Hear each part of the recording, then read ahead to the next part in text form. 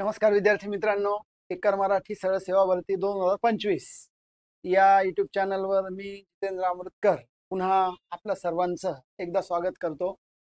या ठिकाणी आपण जी आगामी तलाठी सरळ सेवा भरती किंवा तत्सम त्या प्रकारच्या अनेक जाहिराती या ठिकाणी येणार आहे, परीक्षा होणार आहे, वेगाने ही प्रोसेस सुरू आहे आणि पुढच्या 2-4 महिन्यामध्ये खूप वेगवेगळ्या ॲड्स येणार आहे।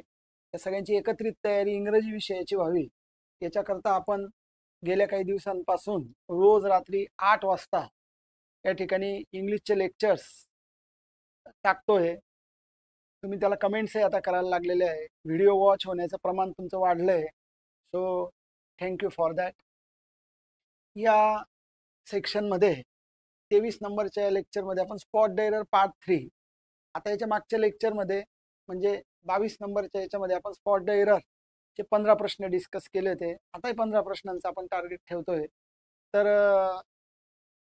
या माध्यमातून जास्तीत जास्त तुम्हाला याची स्पर्धा परीक्षेच्या इंग्रजी विषयाची जी TCS पॅटर्नने घेतलं जातं आणि त्या अंतर्गत वेगवेगळ्या परीक्षा मुद्रांक असेल, TET असेल, नगर परिषद, MIDC किंवा या नर्सिंगच्या काही परीक्षा असतील आणि इतर सरळ सेवा यांना साधारणपणे इंग्रजी विषयाचा अप्रोच स्पॉट द एररचा कसा असला पाहिजे याचे काही प्रश्न सर्वसमावेशक येते, असं वेगवेगळ्या टॉपिकवर आहे। तर त्याची आपण या ठिकाणी तयारी करतोय आणि तुम्हाला व्हिडिओ आवडतात पण आहे, तयारी पण होते ना विशेष म्हणजे, आणि तुम्ही एका पेजवर सगळं लिहिता पण आहे, महत्त्वाचे पॉईंट स्वतःची एक पुस्तिका तयार करताय जी अत्यंत महत्त्वाची आणि उपयुक्त ठरणार आहे। ओके, चलो let start. Third part of spot the error. याच्याकडे बघायचं आहे आता प्रश्नाकडे आणि या ठिकाणी याचं उत्तर आपण कव्हर करायचं आहे। बघा बरं, पहिला प्रश्नाचं साधारण उत्तर काय येईल? She does not calls me for the celebration. तर ती मला सेलिब्रेशनला बोलवत नाहीये असं वाक्य दिलेलं आहे।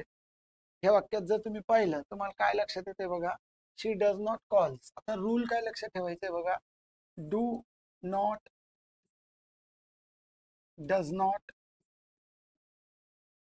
आणि डिड नॉट, हे जे काही 3 ऑक्झिलरी आहे, डू, डज, डिड, याच्यानंतर क्रियापदाचं फर्स्ट फॉर्म म्हणजे पहिलं रूप येत असतं do not, does not, did not नंतर, आणि जर ते V1 पहिलं फॉर्म नाही आलं तर हे स्ट्रक्चर चुकतं, लक्षात घ्या, हे चुकीचं होतं। म्हणून शी डज नॉट या ठिकाणी शी साठी डज बरोबर आहे। पुन्हा एक लक्षात ठेवायचं की हा जो डज आहे हा थर्ड पर्सन सिंग्युलर साठी आहे आणि हा जो डू आहे हा नॉन थर्ड पर्सन सिंग्युलर साठी आहे आणि डीड हा पास्ट मध्ये फॉर एव्हरी सब्जेक्ट आहे, फॉर एनी सब्जेक्ट आहे। पास्ट मध्ये काही वेगळं नाही, फक्त प्रेझेंट मध्ये डू डज आपल्याला आढळतो। जर डज आलेला आहे तर पुन्हा हा यस नको आला पाहिजे, नको आला पाहिजे म्हणजे तो एरर आहे, नको आला पाहिजे म्हणजे तो एरर आहे। तर या वाक्याला करेक्ट करायचं असेल तर कॉल्सच्या ऐवजी कॉल घेतला, त्याला यस यस नाही लावला, V1 घेतला, ऑटोमॅटिकली वाक्य इम्प्रूव्ह होतं। म्हणून पहिल्या प्रश्नाचं जे आपल्याला आन्सर स्पॉट द एरर मध्ये आवश्यक आहे पाहिजे तर ते बी नंबर आहे, म्हणजे आपल्याला जो कोल करावा लागणार आहे तो बी नंबरचा आहे। ओके, तर बघा एक एक एक एक एक एक रूल्स, एक एक फॉर्म्युला एका बाजूला लिहत चला, हळूहळू इतकी छान माहिती तुमची तयार होईल आणि याच माहितीच्या आधारावर, या नियमांच्या आधारावर जे व्याकरण आधारलेलं आहे तेच तुम्हाला हळूहळू लक्षात येऊन तुमचा मार्क फिक्स होईल। ओके, आयडिया भारी आहे, त्या पद्धतीने आपण जाणार आहे स्टेप बाय स्टेप। ठीक आहे, तलाठी भरती कधी येईल तर लवकरच येणार आहे, काही त्याची काळजी करू नका, त्याची वाट नका बघू जाहिरातीची, अभ्यास चालू ठेवा, रिव्हिजन करायचं पुढे काम राहील अशी एक अवस्था ठेवा। नोटिफिकेशनसाठी टिकर मराठीच्या त्या जे काही टेलिग्रामचं चॅनल आहे ते तुम्हाला जॉईन करायचं आहे, जेणेकरून तुम्हाला अधिक माहिती प्राप्त होईल। नेक्स्ट पुढचा प्रश्न बघा आता, no sooner did he see a tiger, है ना, बघा वाचा ते, देन ही, इथे ही राहिलाय आपल्याकडनं राहिलाय, ही राहणार। ओके, या वाक्यात साधारणपणे काय एरर तुम्हाला दिसतोय, आणि जर नसेल तर काही प्रॉब्लेम नाही ना, मग नो एरर घ्यायचं आहे। तर रचना काय सांगते बघा, स्ट्रक्चर सगळ्यात महत्वाचं म्हणजे नियम काय सांगतो, स्ट्रक्चर काय सांगतं तर नो सुनर याच्यानंतर नेहमी शेजारी ऑक्झिलरी व्हर्ब येणार आहे, लक्षात घ्या. ऑक्झिलरी व्हर्ब येणार आहे, मग सब्जेक्ट येईल, मग मेन व्हर्बच्या स्वरूपात क्रियापद येईल. अर्धा भाग झाला की कंजंक्शन म्हणून दॅन येईल आणि नंतर मग नोचे. साधारणपणे या फॉर्म्युलाला तुम्हाला फॉलो करायचं आहे. एक लक्षात घ्या, नो सुनर चा जो पार्टनर आहे तो दॅन आहे. हार्डली चा जो पार्टनर आहे तो व्हेन है ना. टू टू टू चा पार्टनर टू आहे. सो चा पार्टनर दॅन आहे. आयदरचा पार्टनर ऑर आहे. नायदरचा पार्टनर नॉर आहे. हे लक्षातच ठेवा. याच्यानंतर क्रियापद कोणतं वापरायचं आहे आपण सब्जेक्ट वर्ब अग्रीमेंट मध्ये मागच्या काही लेक्चर्स मध्ये पाहिलंय. आता याच्या रचनेला तुम्हाला पार्टनर सुद्धा फॉलो करायचा आहे, जेणेकरून हे को रिलेटिव्ह कंजंक्शन्स आहे, म्हणजे अशी जोडीनेच येतात.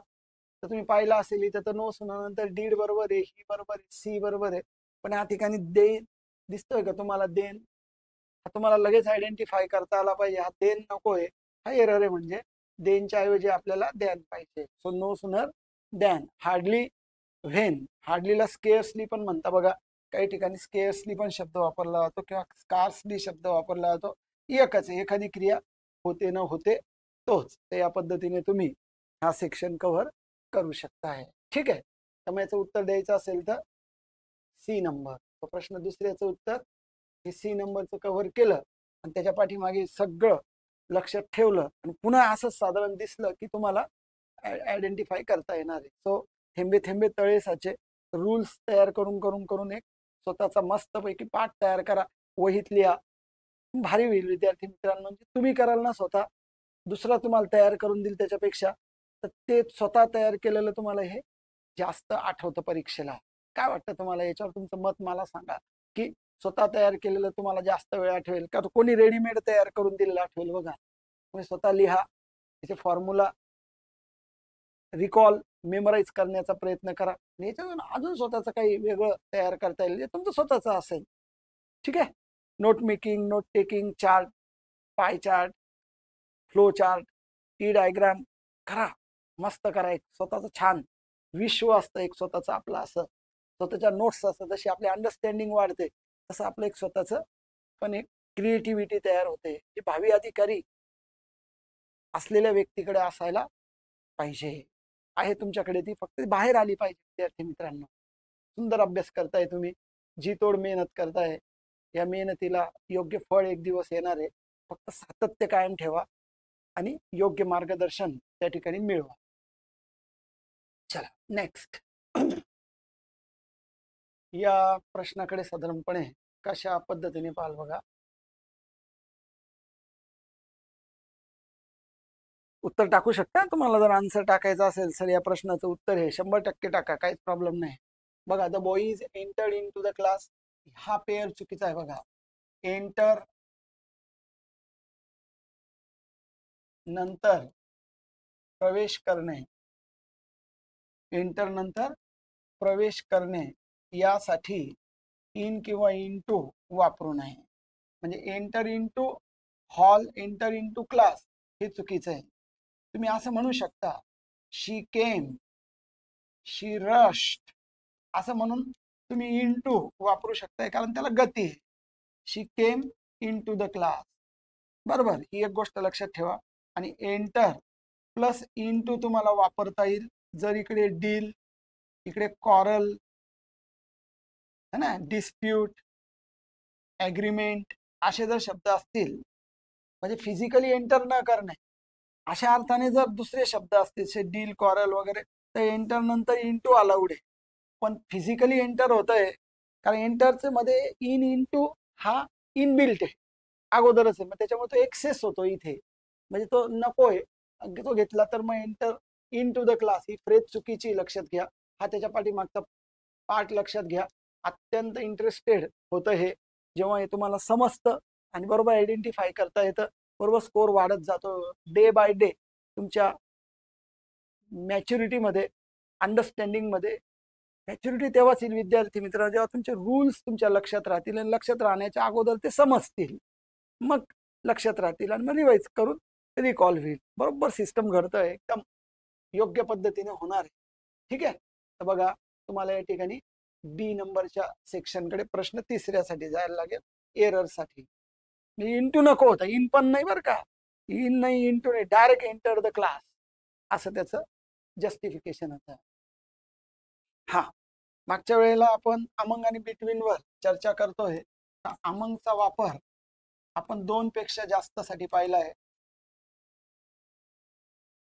आणि बिटवीनचा वापर फक्त 2 साठी आहे, है ना. आता एक लक्षात ठेवायचं, 2 घेतलंय मागे असं वाक्य आपण, 2 पेक्षा जास्त असेल आणि लिस्ट असेल, अशी कॉमा करून करून लिस्ट असेल आणि त्याच्यामध्ये असं म्हणायचं असेल आणि 2 पेक्षा जास्त आहे पण लिस्ट आहे, कॉमा केलेला आहे, तरी पण आपल्याला बिटवीन वापरायचं आहे.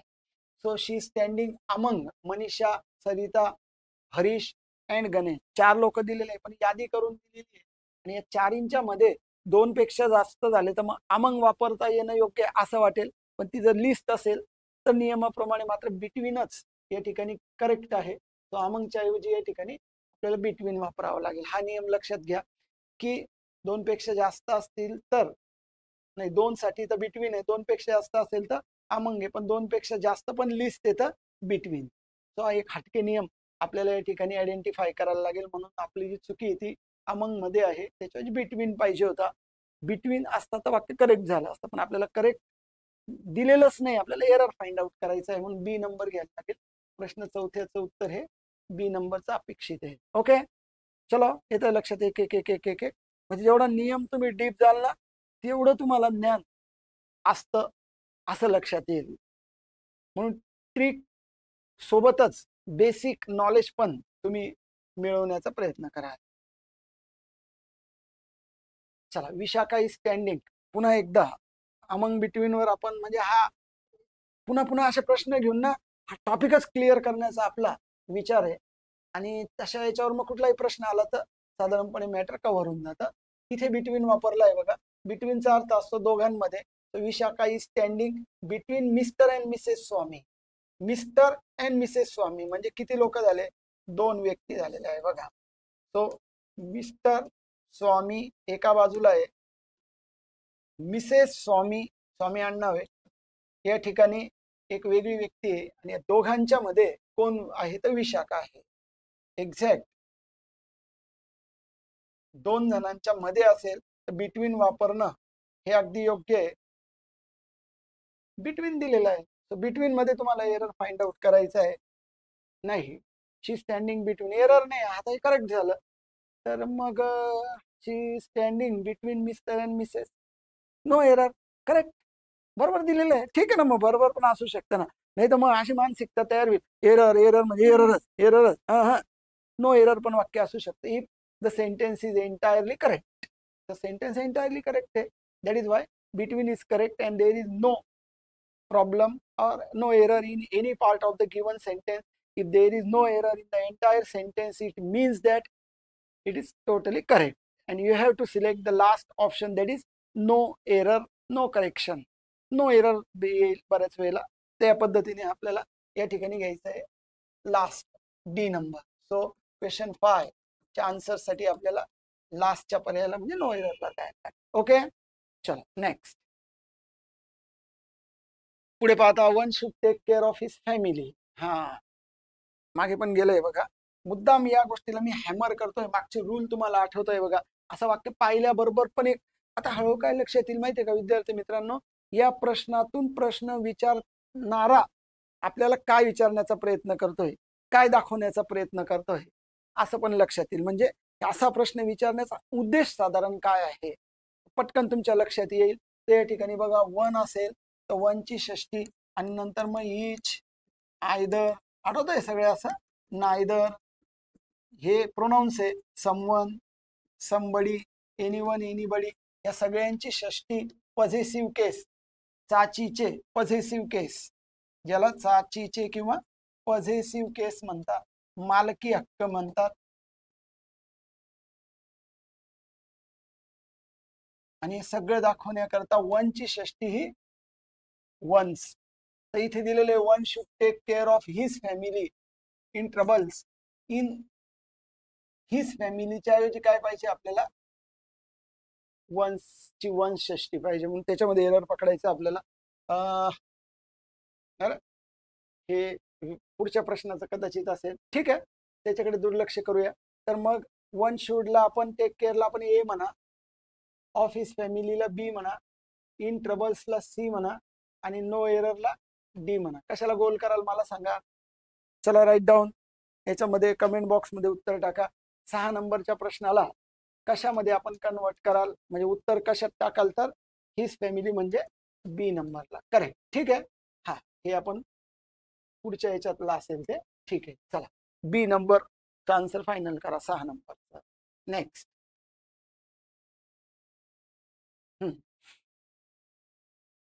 Either neither. आता मी तुम्हाला मागे काय सांगितलं, तर आयदरचा पार्टनर ऑर आहे, नायदरचा पार्टनर नॉर आहे, नॉट ओनलीचा पार्टनर बट ऑल्सो आहे. बरोबर. काय काय बघा, आयदर चा पार्टनर ऑर आहे, नायदर चा पार्टनर नॉर आहे, नॉट ओनली चा पार्टनर बट ऑल्सो आहे. आणि ह्याच्यानंतर जर व्हर्ब वापरायचे असेल तर ही या दुसऱ्या सब्जेक्टनुसार आणि हा सब्जेक्ट सिंग्युलर असेल तर व्हर्ब पण सिंग्युलर, हा सब्जेक्ट प्लुरल असेल तर व्हर्ब पण प्लुरल. तो असा एक पार्ट आहे. पण आता नायदर नॉर नाही दिसत आहे, ठीक आहे.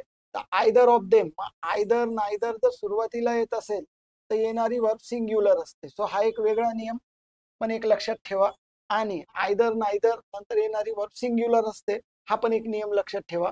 तर याच्यानंतर बघा, आणि हा ही वर्ब बरोबर आहे, पण नायदर नंतर तुम्हाला नॉट दिसतोय बघा. काय वाटतं, असे 2 नॉट येऊ शकता का शेजारी शेजारी आले तर ते गलत होतील.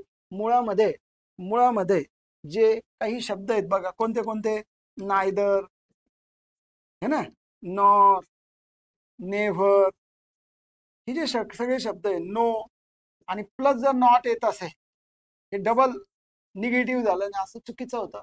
So neither of them is not, म्हणजे नायदर नाही चुकीचा, नॉट चुकीचा आहे. सो नॉट काढून टाकला, neither of them is ready. बघा, नायदर संबंधात हा एक रूल लक्षात ठेवा की दुसऱ्या सब्जेक्टनुसार वर्ब. आता इथे नायदर नॉर नाहीये पण नायदर शब्द आहे. दुसरी गोष्ट लक्षात ठेवा, हे प्युअरली निगेटिव्ह शब्द आहे, नॉट नको पाहिजे. मग ज्या सेक्शन मध्ये नॉट आहे त्याच्यात एरर पकडायचा आहे, बी नंबरचा पर्याय घ्या. तर 7व्या प्रश्नासाठी आपल्याला बी नंबरच्या सेक्शनकडे जायला लागेल. ही सगळी गोष्ट हळूहळू क्लिअर व्हावी म्हणून पुन्हा पुन्हा हॅमरिंग करतोय. हॅमरिंग म्हणजे तेच, तसाच नियम, तसंच वाक्य, त्याच पद्धतीचं हळूहळू बरोबर ते समजत जातं. आणि एकदा लक्षात आलं का मग कोणीच आपल्याला रोखू शकत नाही. परत एकदा नो सुनर, हा इथं ध्यान करू आपण. नो हे ध्यान बरोबर आहे. आता पण ही रचना आपण चुकीची केली बघा. नो सुनर दे केलेलं आहे. तर मागच्या आपण नियमाप्रमाणे पाहिलं तर नो सुनर नंतर आपल्याला ऑक्झिलरी वर्ब आवश्यक आहे, मग सब्जेक्ट आवश्यक आहे, नंतर मेन वर्ब पाहिजे. सो मेन वर्ब पण ऑक्झिलरी पण पाहिजे. म्हणजे थोडी प्रश्नार्थी टाईप रचना होते, पण प्रश्नचिन्ह नाही द्यायचं आहे. एक क्लॉज संपला का आपल्याला ध्यान घ्यायचं. आता ध्यान आपण करेक्ट केलं आहे, कारण इकडे एरर आहे, नाही तर मग 2 एरर होऊन जातील, ते प्रिंटिंग मिस्टेक आहे. सो ध्यान नंतर मात्र आपलं आन्सर जे येतं ते करेक्ट करून आपल्याला फायनल करायचं. सो नो सुनर दे ऍक्सेप्टेड नाही. हे जर करेक्ट करायचं असेल तर कसं होईल मला सांगा बरं, कमेंट बॉक्स मध्ये टाका. नो सुनर हे वाक्य जर करेक्ट करायचं असेल तर कसं येईल सांगा. चलो राईट डाऊन करा, प्रयत्न करा. सो नो सुनर दे ऍक्सेप्टेड म्हणजे ईडी तर करायला लागेल डीड.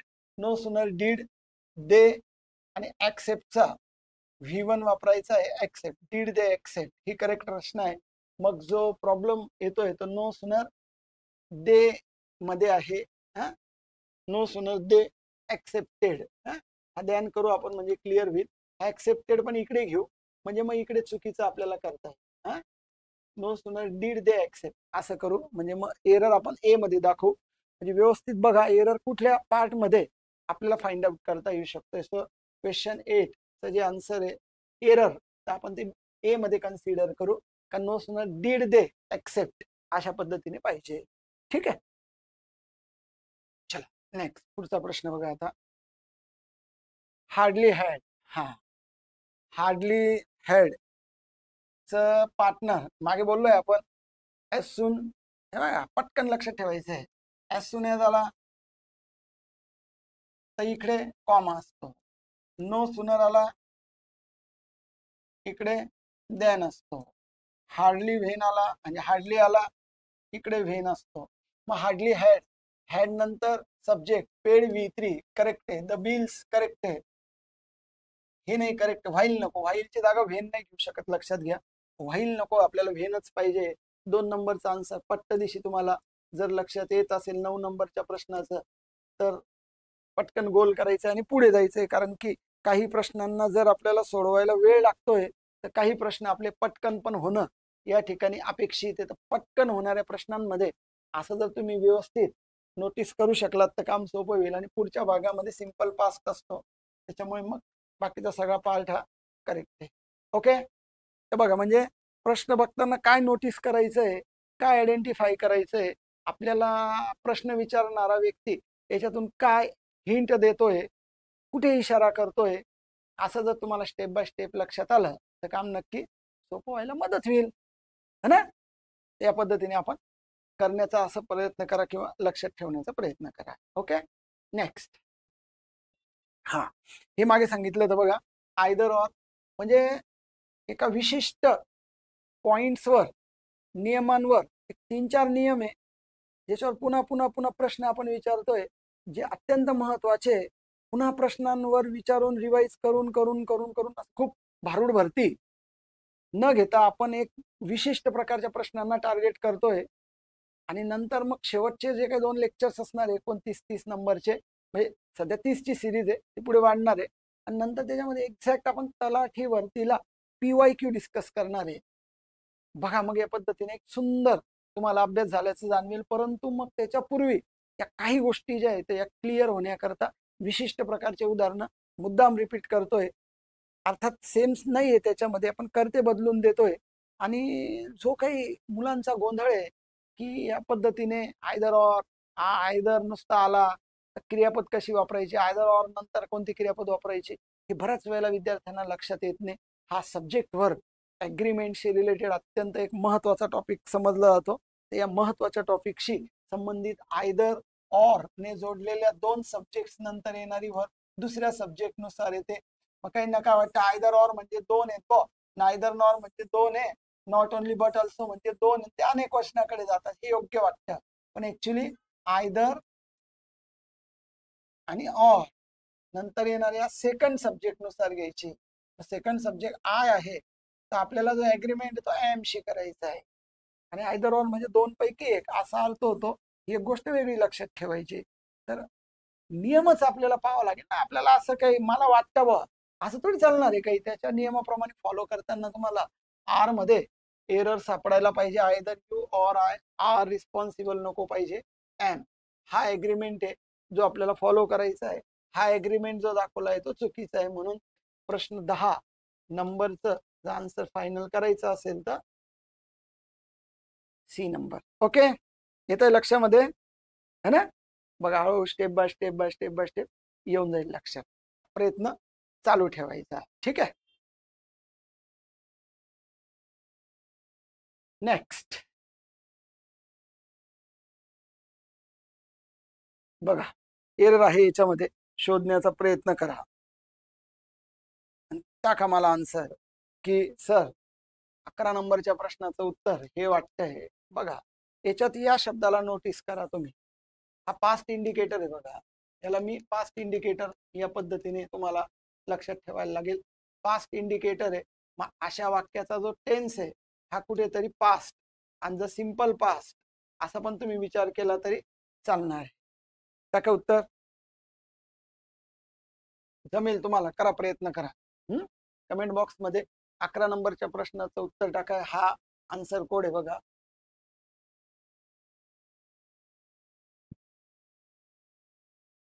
काय वाटतं बघा. हा टाका आन्सर, टाका मस्तपैकी उत्तर टाका. त्या ठिकाणी बघा हर्ड हा V2 आहे. कोणाचा? हिअरचा पास्ट टेन्स हा हर्ड आहे.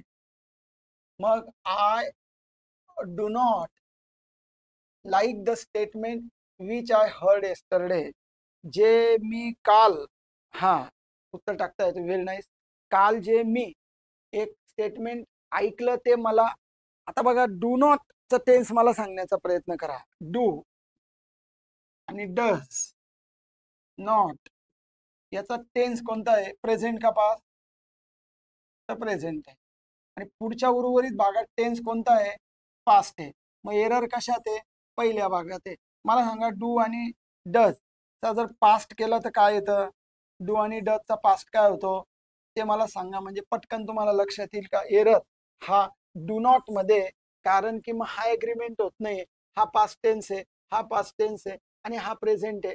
सो येस्टरडे जर फिक्स शब्द इथला तर तुम्हाला पास्टच घ्यायला लागेल आणि डू डजचा पास्ट करायला लागेल, जे मी तुम्हाला त्या ठिकाणी विचारतोय. जर तुमच्या ते लक्षात आलं तर तुम्ही 11 नंबरचं उत्तर हे ए नंबरचं फायनल करून त्याला गोल किंवा क्लिक करायचं आहे. सो डू डज चा पास्ट 100% डन नाही बरं का, डन हा V3 लक्षात घ्या. डन हा V3 म्हणजे डू डजला जर आपण V1 कन्सिडर केलं तर डीड हा V2 आहे आणि डन हा V3. आपलं V3 नाही, मी तुम्हाला पास्ट टेन्स V2 विचारतोय म्हणून इथे डीड नॉट आला पाहिजे. तेव्हा हे वाक्य करेक्ट होईल, तेव्हा हे वाक्य इम्प्रूव्ह होईल. ओके. सो 11 नंबरच्या प्रश्नासाठी ए नंबरकडे जा आणि त्याच्याकरता ही सगळी माहिती व्यवस्थित नोटीस करा. हे सगळं येतं तुम्हाला, पण हे कुठेतरी असं विखरून गेलेलं आहे आणि एकदम जर प्रश्न विचारला तर थोडंसं हडबड गडबड व्हायला होते, ती होऊ नये म्हणून सातत्याने या सगळ्या गोष्टींचा, नियमांचा अभ्यास स्टेप बाय स्टेप दररोज करायचा आहे. दररोज त्याच्यात खंड पडू द्यायचा नाही. 30 गोष्ट केली का एक अल्गोरिदम म्हणतो आपण, तोच अल्गोरिदम आपल्या मेंदूचा तयार होतो आणि बरोबर आपल्याला त्या ठिकाणी एक आत्मविश्वास प्राप्त होतो, प्रेझेन्स ऑफ माइंड, कॉन्फिडन्स आपला वाढतो आणि मग आपण त्या ठिकाणी योग्य निर्णय घेऊन गोल करू शकतो. लक्षात घ्या. 12 नंबरच्या प्रश्नाकडे पहा तुम्ही आता. हा, नॉट ओनली बट ऑल्सोला परत एकदा टार्गेट करतोय आपण. सो नॉट ओनली आणि बट ऑल्सो ने जोडलेल्या दोन सब्जेक्ट नंतर येणारी वर्ब सेकंड सब्जेक्ट किंवा दुसऱ्या सब्जेक्ट नुसार येते. सो नॉट ओनली शी पहिला सब्जेक्ट आहे, बट ऑल्सो हर फ्रेंड्स दुसरा सब्जेक्ट आहे. हा सब्जेक्ट प्लुरल आहे, हा सिंग्युलर आहे. येणारी वर्ब याच्यानुसार येते. So not only she but also her friends have. आपल्याला याची कल्पना आहे आता. हॅज सिंग्युलर आहे आणि हॅव प्लुरल आहे. सो गर्ल्स फ्रेंड्स करता जर हॅव वापरला आहे तर करेक्ट आहे. हॅव हॅज नंतर V3 पाहिजे, हा पण करेक्ट आहे. हॅव हॅज प्लस V3 असा जो टेन्स तयार होतो तो प्रेझेंट परफेक्ट टेन्स तयार होतो. तर हा करेक्ट कॉम्बिनेशन होत आहे ना, studied well for the examination. तर या एंटायर सेंटेन्स मध्ये आपल्याला कुठल्याही प्रकारचं या ठिकाणी एरर दिसत नाही, म्हणून पर्याय क्रमांक 12 नंबर साठी डी घ्यायचा आहे, नो आहे. ओके, छान, बरोबर उत्तर देण्याचा प्रयत्न करताय तुम्ही आणि लक्षात येतोय तुमच्या step by step. Very nice step घडते आणि छान या ठिकाणी तुम्हाला लक्षात येत आहे. ओके है ना. चला नेक्स्ट पुढचा प्रश्न बघा. 13 नंबरच्या प्रश्नाला कसं अटेम्प्ट करायचंय. The chairman and secretary. आता नियम काय सांगतो बघा. आता या ठिकाणी एक नाऊन आलेलं आहे आणि ह्याच्या अगोदर द आर्टिकल आलेला आहे, म्हणजे आर्टिकल किंवा डेमॉन्स्ट्रेटिव्ह मध्ये काय, माय, हर हे डेमॉन्स्ट्रेटिव्ह आहे. प्लस अँड आला आणि प्लस बघा बरं का, प्लस प्लस पुन्हा आर्टिकल आलं किंवा डेमॉन्स्ट्रेटिव्ह आलं, म्हणजेच अँड आल्याच्या दोन्ही बाजूला आर्टिकल आले, दोन्ही बाजूला द आले, तर हे प्लुरल झालं. आणि पहिल्यांदाच आर्टिकल आलं आणि दुसऱ्यांदा नाही आलं. सो चेअरमन अँड सेक्रेटरी ही एकच व्यक्ती आहे जी चेअरमन आहे ती सेक्रेटरी पण आहे. आणि दोन व्यक्ती जर आहे असं जर इंग्रजीच्या रचनेत करायचं असेल तर इथे पण द लागेल, जो लागलेला नाही. तो दोन ठिकाणी आर्टिकल आलं तर प्लुरल आहे आणि एकाच ठिकाणी आर्टिकल आलं सुरुवातीला, एकाच ठिकाणी सुरुवातीला आलेलं आहे, तर हा सब्जेक्ट सिंग्युलर कव्हर होईल. म्हणजेच या ठिकाणी येणारा he is going to celebrate the event हे वाक्य करेक्ट आहे, हे नो एरर मध्ये जाईल. So the chairman and secretary एकाच ठिकाणी काय करण्यात आलेलं आहे, आर्टिकल घेण्यात आलंय सुरुवातीला. 2 ठिकाणी आलं असतं तर आर कसं आलं असतं बघा, the chairman and the secretary. 2 वेळेला द प्लुरल, एकाच वेळेला द आर्टिकल सुरुवातीला दुसऱ्यांदा नाहीये, सिंग्युलर इज वापरलं आहे, सिंग्युलर, हे सेंटेन्स करेक्ट आहे. सो 13 नंबरच्या प्रश्नाच्या आन्सरसाठी आपल्याला डी नंबर नो एरर कडे गेलात तर आपला आन्सर हे करेक्ट येईल. ठीक आहे. हा बघा, आता पुन्हा एकदा या ठिकाणी ते वाक्य दिलेले आहे की सर प्लुरल केव्हा होईल किंवा कसं होईल, तर या वाक्याला जज करा आणि क्वेश्चन नंबर 14चा आन्सर पटकन टाका. माझ्या मते तुम्हाला हे आन्सर द्यायला आता काही अडचण येणार नाही. एक एक एक एक एक एक सेक्शन हळूहळू कव्हर करण्याचा प्रयत्न करा. ओके, चला घ्या. ओके, टाका, आन्सर टाकण्याचा प्रयत्न करा. तो the chairman and the secretary. बघा, the chairman and the secretary याचा अर्थ हे 2 पर्सन्स आहे. 2 पर्सन म्हणजे 2 वेगवेगळ्या व्यक्ती आहे, म्हणून हा प्लुरल सब्जेक्ट आहे. प्लुरल असेल तर इथे हॅव वापरलेला आहे आणि V3 वापरलेला आहे. व्हेरी नाईस एजेंडा या द चेअरमन आणि द सेक्रेटरी हॅव प्रिपेअर्ड यांनी दोघे मिळून तो केलेला आहे. अनेक वचन हॅव आलेला आहे. प्रिपेअर्ड बरोबर आहे, व्हेरी नाईस अजेंडा बरोबर आहे ना. तर या ठिकाणी हे वाक्य करेक्ट आहे, आपल्याला काही प्रॉब्लेम नाही है ना. A very nice agenda. Agenda तसं प्लुरल असतं, हे अजेंडम करू आपण. एजेंडम वापरल्यामुळे म्हणजे ठीक आहे, आपल्याला हे वाक्य करेक्ट दाखवायचं आहे, लक्षात घ्या. सो हॅव जो अग्रीमेंट झालेला आहे सब्जेक्ट व्हर्बचा हा करेक्ट आहे. आपण याला नो एरर मध्ये कव्हर करा. ठीक आहे. हा, एजेंडम सिंग्युलर म्हणतो ती थोडं बदलून घेतलं आपण. चला नेक्स्ट, शेवटच्या प्रश्नाकडे जाऊ आता, जो 15 नंबरचा प्रश्न आहे आणि जो पुन्हा एकदा सब्जेक्ट व्हर्ब एग्रीमेंटचा आहे. लक्षात घ्या, subject verb. One of the students in the library is going to abroad for higher education. One of the, ऑफच्या पूर्वीच्या सब्जेक्ट नुसार व्हर्ब एग्री करायची आहे. So one of the students. मग जरी इथे तुम्हाला स्टुडंट्स प्लुरल दिसतंय, स्टुडंट्स प्लुरल दिसतंय, पण त्याच्यापैकी एक आहे, म्हणून या एंटायर वाक्याचा जो सब्जेक्ट आहे, एंटायर वाक्याचा जो सब्जेक्ट आहे तो सिंग्युलर आहे. One of the students in the library, verb पण आपल्याला सिंग्युलर पाहिजे, म्हणून हे वाक्य पण करेक्ट आहे. याच्यात पण नो एरर आहे, म्हणून मी करेक्ट वाक्य पण तुम्हाला दाखवण्याचा प्रयत्न केलेला आहे की जसं एरर पाहतोय आपण तसंच नो एररचं पण आपण वाक्य बघूयात, म्हणजे जेणेकरून ती पण एक आयडिया तुम्हाला येऊन तुमचा पॉइंट क्लिअर होईल. तर बघा विद्यार्थी मित्रांनो, अशा पद्धतीने तुम्ही हे लेक्चर अटेंड केलं व ऐकलं, त्याचे पॉइंट्स काढले, त्याला तुम्ही रिप्लाय केलं, लाईक पण केलं, तुम्हाला आवडलं हे लेक्चर म्हणून. या सगळ्या गोष्टींकरता आभार. चॅनलला सबस्क्राईब करा जेणेकरून नवीन व्हिडिओजची लिंक या ठिकाणी तुम्हाला मिळेल. टेलिग्रामच्या चॅनलला तुम्ही जॉईन करा, पुढचे नोटिफिकेशन्स प्राप्त होतील. लवकरच आपण बॅचची घोषणा करतोय आणि जी काही तलाठी आगामी भरती आहे किंवा सरळ सेवेची भरती आहे याच्यात तुम्हाला यशस्वी तुम्ही व्हावात, नक्कीच तुम्हाला यश व्हावं, मेरिट लिस्टमध्ये तुमचं नाव यावं, याच्याकरता हा सगळा प्रयत्न चाललेला आहे. सो स्पीकर मराठी सरळ सेवा भरतीच्या या प्लॅटफॉर्मवर पुन्हा आपण एकदा भेटणार आहे पुढच्या लेक्चरमध्ये. तोपर्यंत अभ्यास करत राहा, पॉईंट्स काढत राहा, स्वतःची काळजी घ्या. थँक्यू. थांबू इथे आपण.